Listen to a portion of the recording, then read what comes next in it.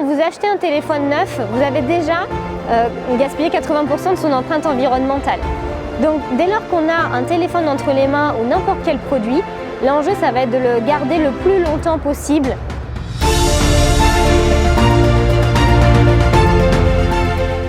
Alors, je suis Laetitia Vasseur, cofondatrice et déléguée générale de l'association HOP, Halte à l'obsolescence programmée.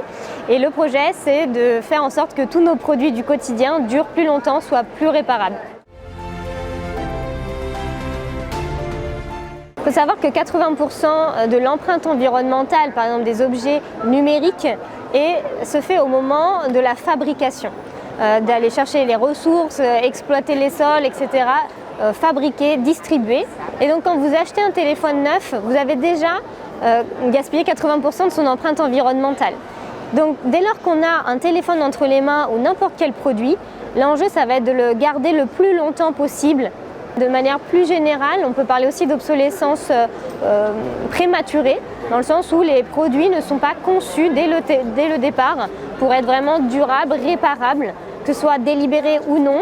Finalement, la problématique reste la même. On veut vraiment que tous nos objets du quotidien soient plus durables, plus réparables et dès la conception.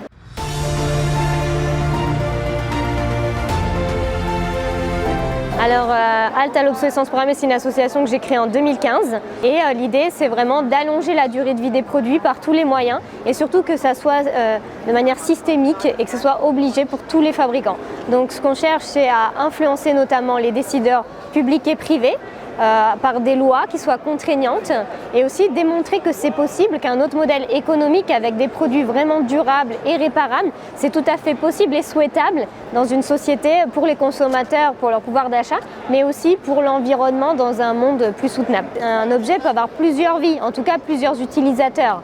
Et il peut même être réutilisé, réemployé, peut-être certaines pièces détachées, pas forcément tout l'objet, mais faire en sorte que tout ce qu'on a créé, on le garde le plus longtemps possible. Ça, c'est vraiment un enjeu capital pour l'environnement. Par exemple, l'association HOP a porté plainte contre des marques comme Epson sur les imprimantes, contre Apple sur les smartphones, parce que des mises à jour faisaient ralentir le téléphone une fois qu'on vous l'avait conseillé, sachant très bien que ça allait faire dysfonctionner l'appareil.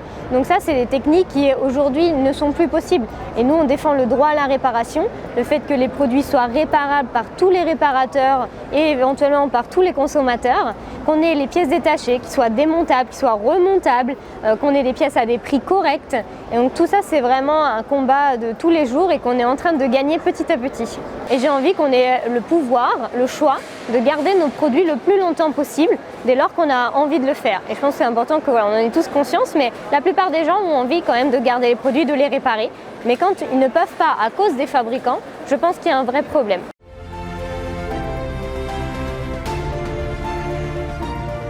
Je pense que chacun à son échelle, on peut faire des efforts. Par exemple, penser d'abord à la réparation plutôt que de jeter.